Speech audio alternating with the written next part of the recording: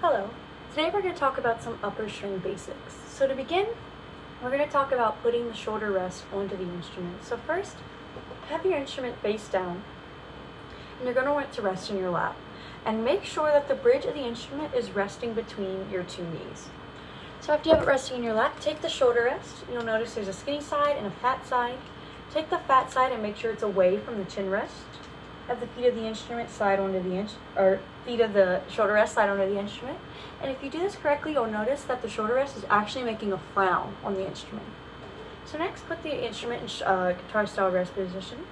We're going to talk about standing. So stand up with your feet together. Make a V with your feet. Take a step away from your right foot. Take your left foot and take a step away from your right foot, and then wiggle your knees. And this should be the appropriate way and a comfortable way to stand while playing your instrument. So next, we're going to talk about holding it. So like the Statue to Your Liberty, take your torch, which will be your instrument, and hold it in the air. Take your right index finger, put it on the button of the instrument, and then guide it to your neck. And now just let it rest. Use your shoulder and chin to let it rest on your shoulder. You should make sure that the instrument is pretty much parallel with the ground. You don't want it too high, you don't want it too low. If it's too high, then all the food on your Thanksgiving table just falls all over you, it makes a mess on yourself. If it's too low, it makes a mess on the floor. So just make sure it's pretty much parallel with the ground. You can make adjustments to make it comfortable.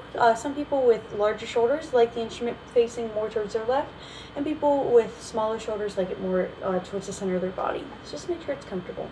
So next, we're going to talk about setting up the left hand. There's 5 steps to this, and the first one is the Magic X. And you'll notice between the first joint, first knuckle, and the second knuckle here, there's a little divot, and that's where your Magic X actually goes.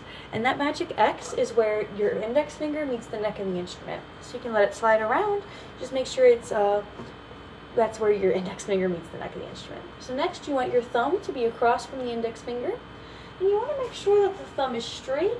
It's not peeking up over the neck of the instrument like a little animal on the ground. Okay?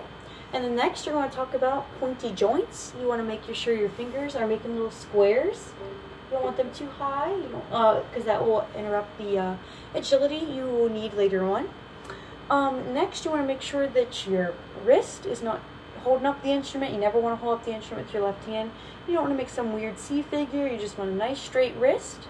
And then make sure, number 5, between your index finger and thumb, there should be a little hole. We call that the mouse hole. And to help with that, you can sometimes put chapstick or something in between the hole to help make sure you can maintain that hole while you play. So next, we're going to talk about the bow hold. So put your instrument down, take your bow, and hold it with your left hand in the middle on the stick. Take your thumb, make sure you have a smiling thumb. Make sure it's curved. Put half of the thumb onto the frog of the instrument, the black, and half on the brown, which is the stick.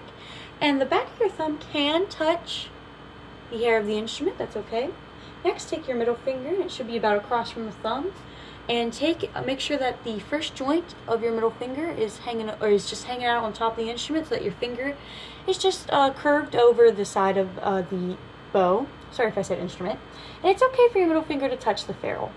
Next, for your ring finger, you want the same exact thing right next to the middle finger. You want the first joint hanging out on top, while the finger is curved over the side of the bow. And it's okay for your ring finger to touch the eye of the frog. Next, you want to make sure that your pinky is. You'll notice your instrument makes kind of the bow makes kind of an octagon shape. So where the angle is closest towards you, but it's still on top, you want kind of your nail to hang out on that spot, and you want to make sure that the pinky is always curved. And finally, make sure your first finger between the first joint and second joint is hanging out on the grip of the instrument. One way to test this, to make sure that your bow hold is curved and it's correct, is the tapping method. So tap your pinky, make sure it's curved, tap your middle 2 fingers, make sure they're curved, tap your ring finger, and then wiggle your thumb, make sure it's still smiling. A quick way to remember this is the chop, flop, pinky on top. So it's a quick way, chop, flop, pinky on top, chop, flop, pinky on top.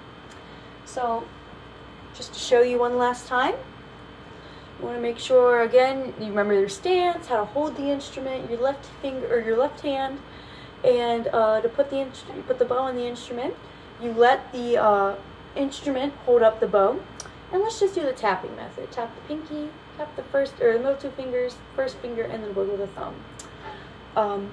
Hope this was helpful, and thank you for watching.